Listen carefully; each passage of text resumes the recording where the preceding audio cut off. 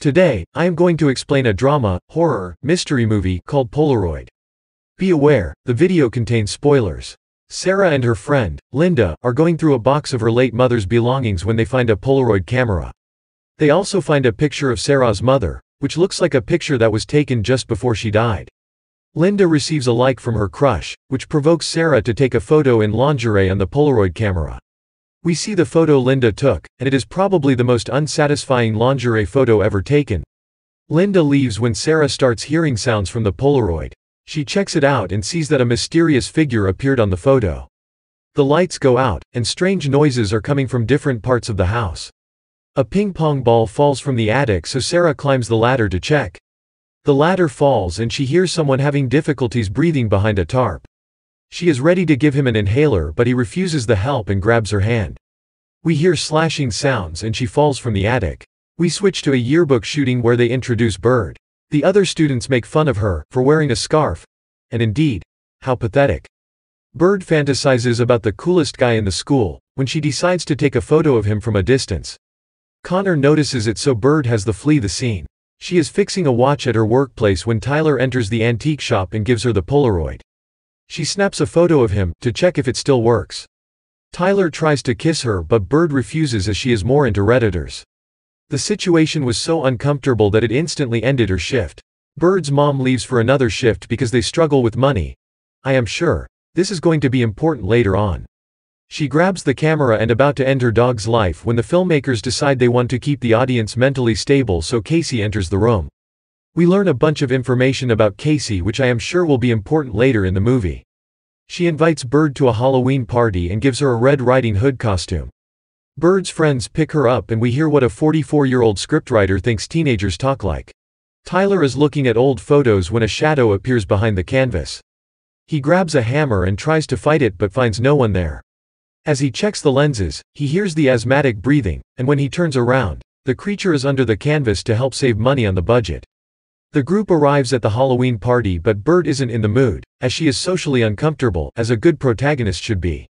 A guy in a mask stalks her, so she decides to move upstairs instead. The guy comes up to her, and turns out, it is Connor, her crush. They have uncomfortable but flirtish conversation, and we learn that Bird's name is coming from her dad, who thought she looked like a Cornish game ham when she was born, so he named her Bird. Connor thinks it is completely normal and continues to charm her.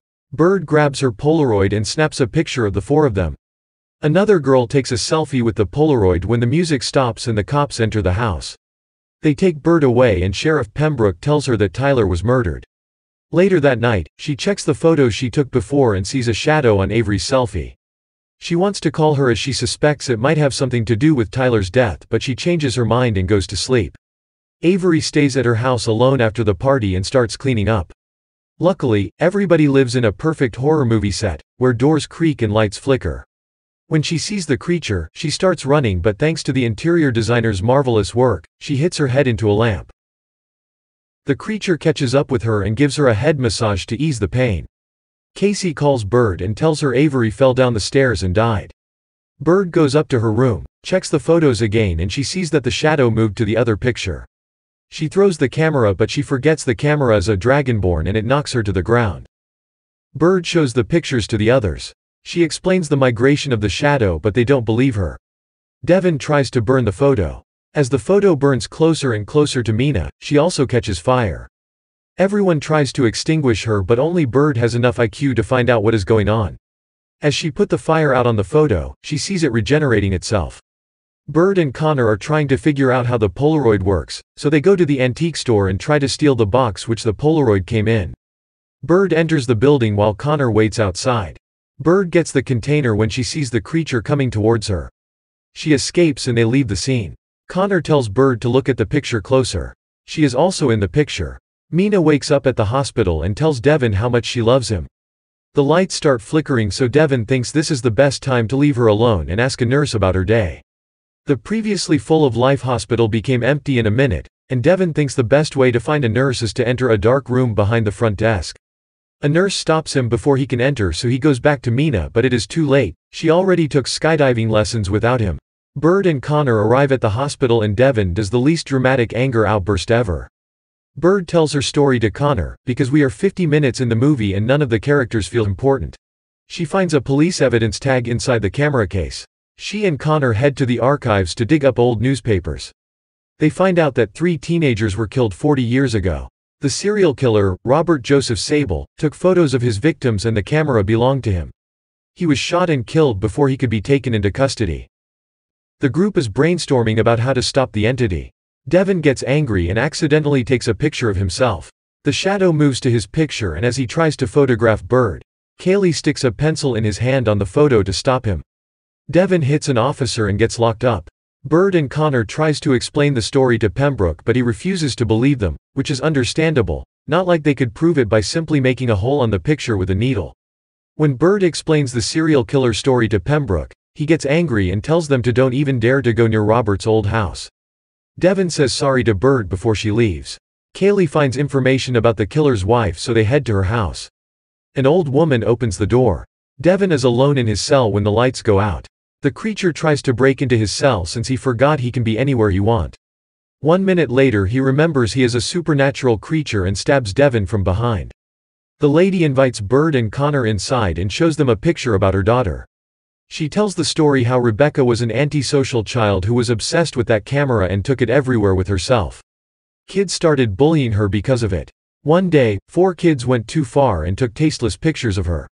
They passed the pictures around in school and Rebecca couldn't take it any longer and hanged herself. Her father couldn't let his anger go and swore to take revenge on the kids. He killed 3 of them, but 1 got away. The killer died holding his camera. The lady hands the picture of the boy who got away to Bird. Connor sees the shadow moving to their picture, meaning Devin is already dead. They head to the archive again and find out the kid on the picture was Sheriff Pembroke. Pembroke enters the building and catches them trespassing. Bird tries to take a picture of him to let the entity kill him too, since he got away 40 years ago. She is incapable of doing it so Connor takes the Polaroid and does it. Pembroke explains that the old lady lied to them. The tasteless photos were not taken by him and the other 3 kids, but by Rebecca's father, the serial killer. Pembroke and the other kids found out about the photos and they tried to turn the pictures to the police.